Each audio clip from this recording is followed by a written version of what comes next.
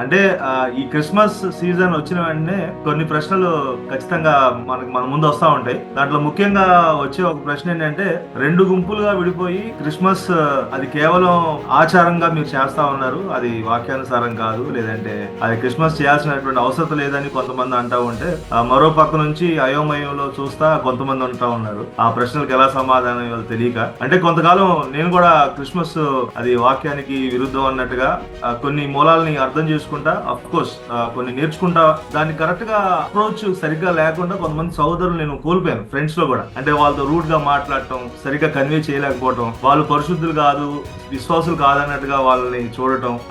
So ఇలా ఈ Christmas season లో కూడా దేవర్ ఫ్రెండ్స్ వాళ్ళు ఏమంటారంటే, మీరు ఇన్ని నేర్చుకుంటున్నారు కదా, మరి క్రిస్మస్ వాక్యానుసారం కాదు, దాని ఆరిజిన్ ఈజ్ డిఫరెంట్, అది ఎక్కడి నుంచి వచ్చిందో మూలాలు మీకు తెలుసు, అయినా మీరు ఎందుకు చేస్తున్నారు, ఇలాంటి ప్రశ్నలు వేస్తా ఉన్నప్పుడు దీన్ని అసలు ఎలా అర్థం చేసుకోవచ్చు మీ సైడ్ నుంచి? What do you answer?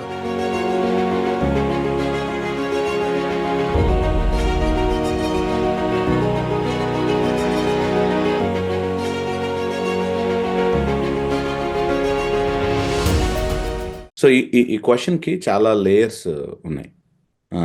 అంటే అట్ ద కొన్ని ఫౌండేషనల్ లెవెల్లో నేను కొన్ని చెప్తాను. దాని ముందు ఒక ఎక్స్పీరియన్స్ ఏంటంటే, నేను కూడా I was part of an aberrant group. Jason, నేను both of us actually were part of an aberrant group. ఆ అబరెంట్ గ్రూప్లో సో క్రిస్మస్ని వాచ్మెన్ని అండ్ విట్నెస్లీ వీళ్ళకి సంబంధించినటువంటి గ్రూప్ అనమాట. సో అందులో దాదాపు 7 years ఉన్నాం మేము. దే ఆల్సో యాక్చువల్గా క్రిస్మస్ని ఇది పేగన్ ఆచారం, ఇది నిజంగా బబులోన్ నుంచి వచ్చినటువంటి ఆచారం అని చెప్పినటువంటి సందర్భాలు ఉన్నాయి. మేము అందుకనే ఆ 7 years కూడా క్రిస్మస్ చేసుకోకుండా వీ ఆల్సో కండెమ్డ్. క్రిస్మస్ని మేము చేసుకోకపోవటం మాత్రమే కాకుండా వేరే వాళ్ళు చేసే వాళ్ళని కూడా తిట్టడం, వాళ్ళు నిజంగా బబులోన్ ఆచారాల్లో కలిసిపోయారు, వాక్య విరుద్ధంగా జీవిస్తున్నారు, లోకంతో రాజీ పడిపోయారు, ఇట్లాంటి వర్డ్స్ అన్ని యూజ్ చేసాం. So we have done that.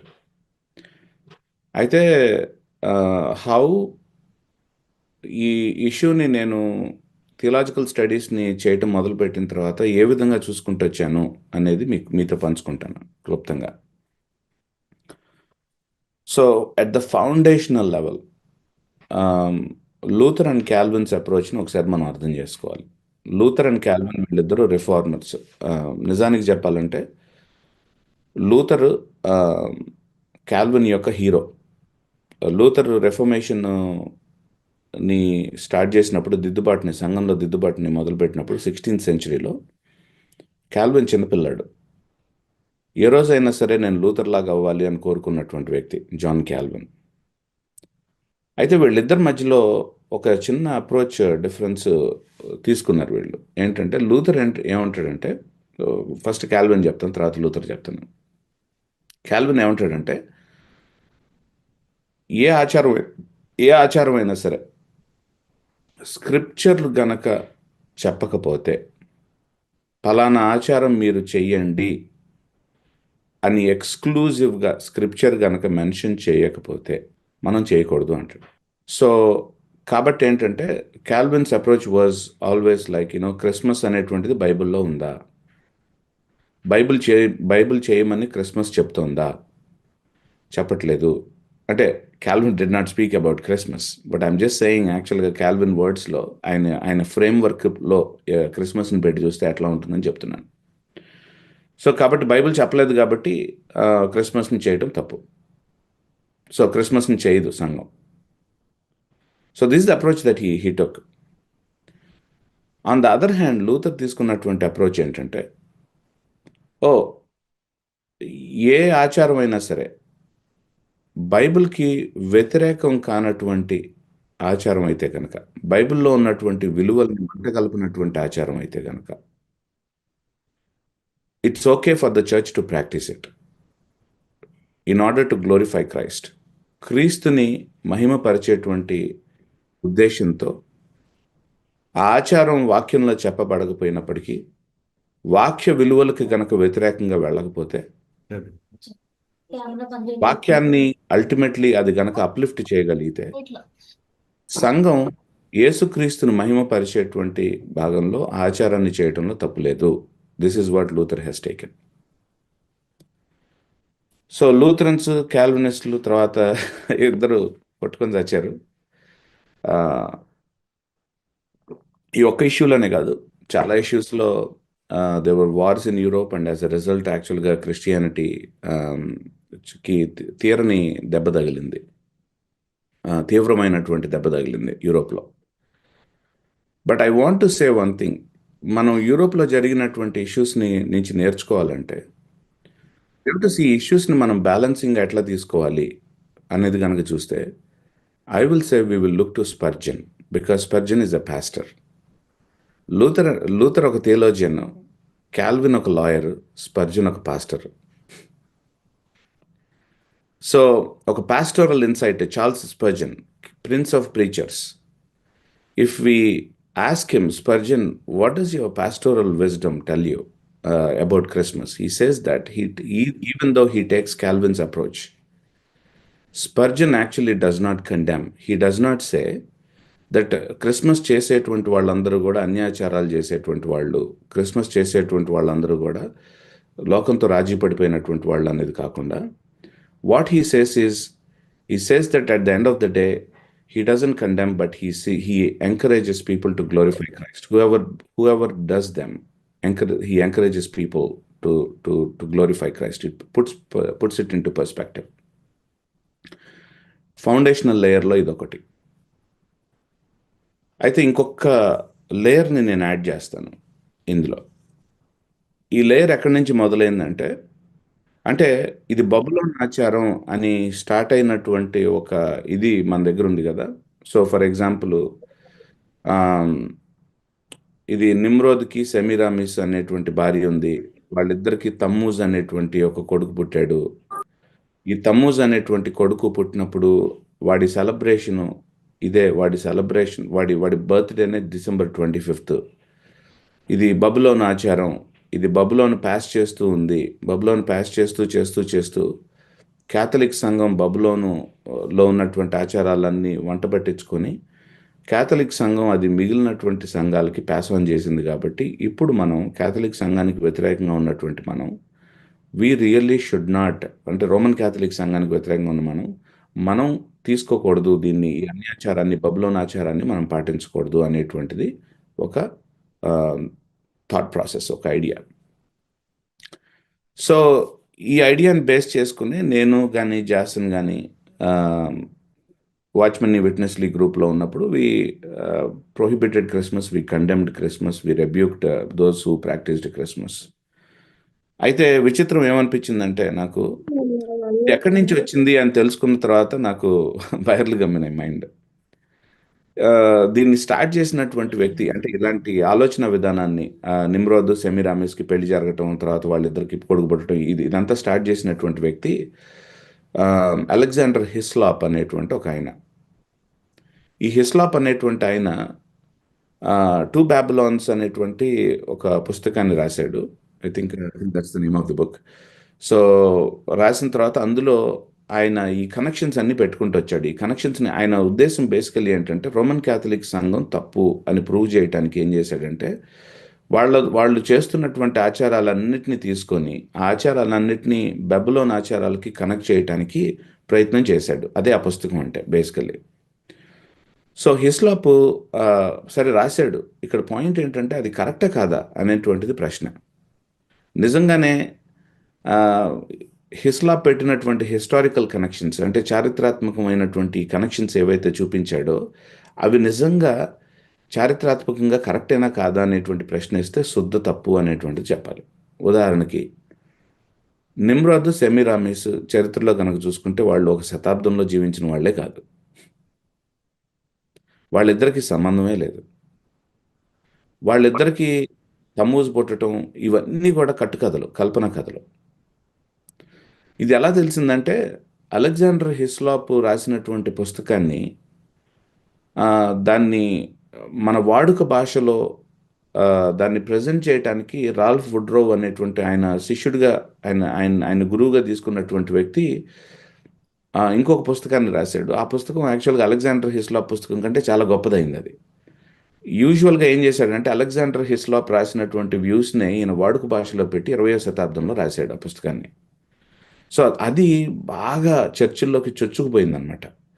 So ఆ పుస్తకాన్ని తీసుకున్న తర్వాత అంటే రాల్ఫ్ వుడ్రో రాసినటువంటి పుస్తకాన్ని తీసుకున్న తర్వాత చాలామంది ఇది నిజమే అనుకున్నారు.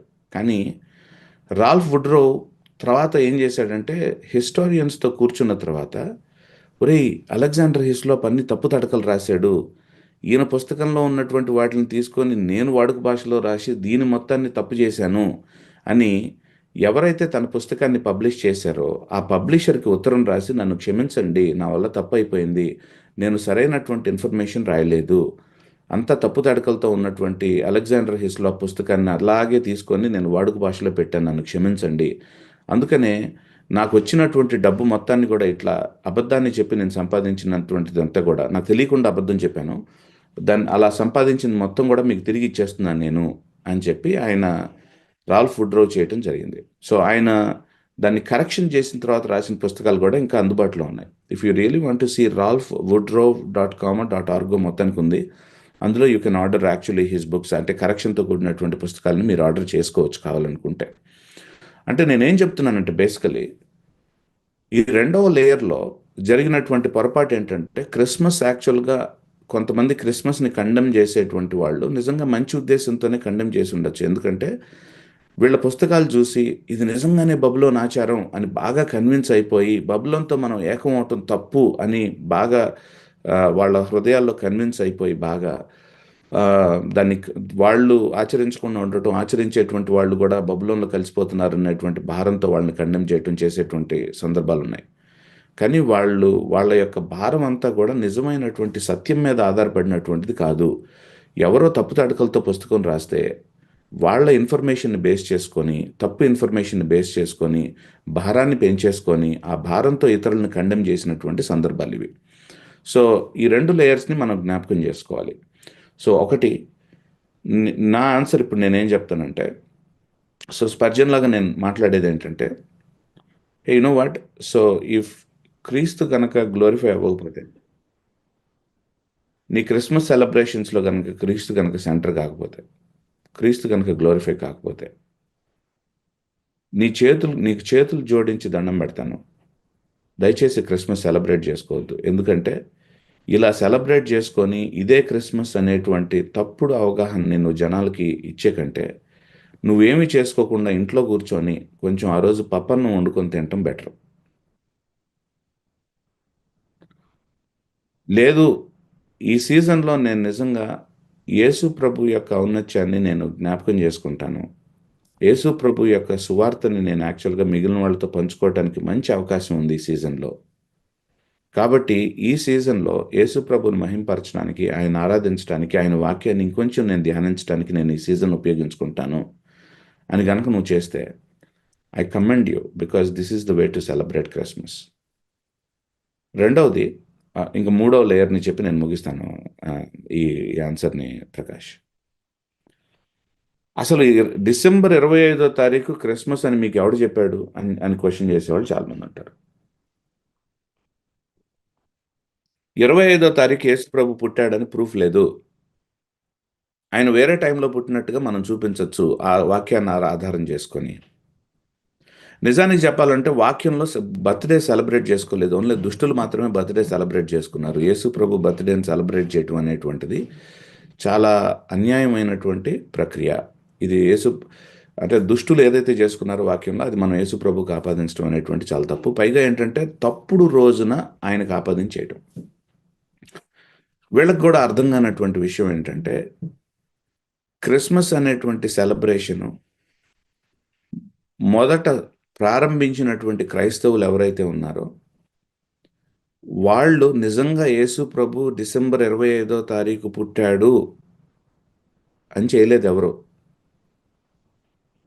మొదట క్రిస్మస్ని సెలబ్రేట్ చేసుకున్నటువంటి వాళ్ళని, ఎరా 25వ తారీఖు పుట్టాడా క్రిస్మస్ యేసు ప్రభు అని అడిగితే ఎవరైనా నీకు చెప్పింది అంటారు వాళ్ళు. మరి నువ్వు ఎందుకు సెలబ్రేట్ చేస్తున్నావు అని అడిగితే వాళ్ళు ఒకటే అంటారు, ఏంటంటే ఆ రోజు మా రోమా వాళ్ళందరూ ఓ పండగ చేసుకుంటున్నారా, ఆ రోజు వింటర్ సాల్స్టిస్ అంటాం, అంటే సూర్యదేవుణ్ణి ఆరాధిస్తారు వాళ్ళు. సో ఆరాధించేటువంటి క్రమంలో వాళ్ళు సూర్యుడు నిజంగా జీవాన్ని తీసుకొస్తున్నాడు అనేటువంటి ఉద్దేశంతో సూర్యుడిని ఆరాధిస్తారు వాళ్ళు. ఎందుకంటే సూర్యరశ్మి మీద ప్లాంట్స్ ఆధారపడి ఉంటాయి కాబట్టి. సో సూర్యుడు జీవాధిపతి అని అనుకుంటారు వాళ్ళు.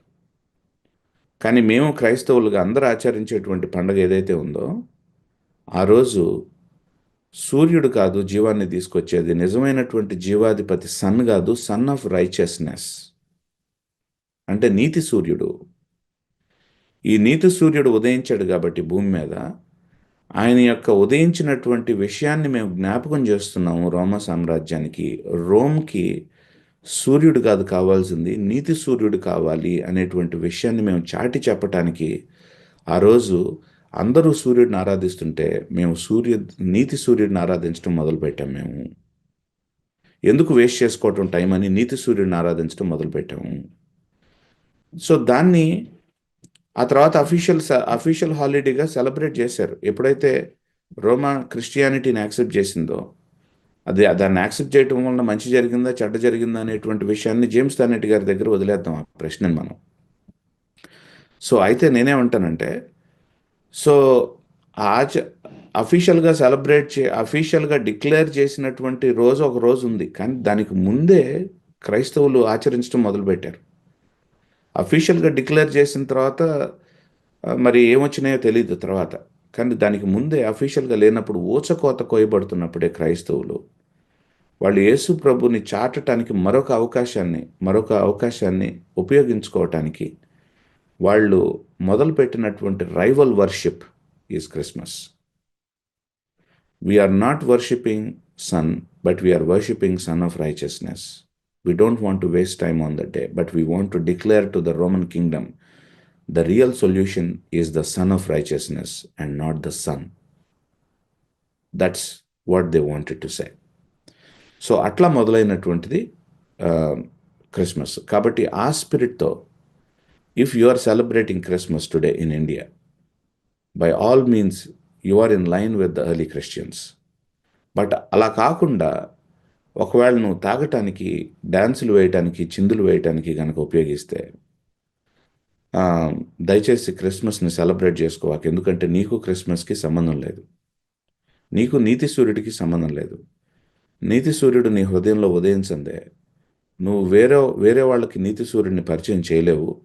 ప్లస్ పరిచయం చేయకపోగా యేసు ప్రభుని చండాలమైనటువంటి రూపంలో చూపిస్తావు నువ్వు. దయచేసి సెలబ్రేట్ చేసుకోవద్దు. కానీ if you really want to worship Christ, if you really want to be a witness to Christ, by all means use this season. ఎందుకంటే ఈ సీజన్లో లక్షల మంది యేసు ప్రభుని స్వకీయమైనటువంటి రక్షకుడిగా తెలుసుకునేటువంటి అవకాశాలు జరిగినాయి, చరిత్రలో జరిగింది, ఇంకా జరుగుతూనే ఉన్నాయి, అండ్ ఇంకా ముందు కూడా జరుగుతాయి. దయచేసి దీన్ని ప్రాపర్ వర్షిప్ని కూడా కండెమ్ చేసి నువ్వేదో పెద్ద నీతిమంతుడిలాగా డిక్లేర్ చేసుకోవద్దు. ఎందుకంటే see the spirit of Christmas and then try to encourage that by all means. This is where I would stop.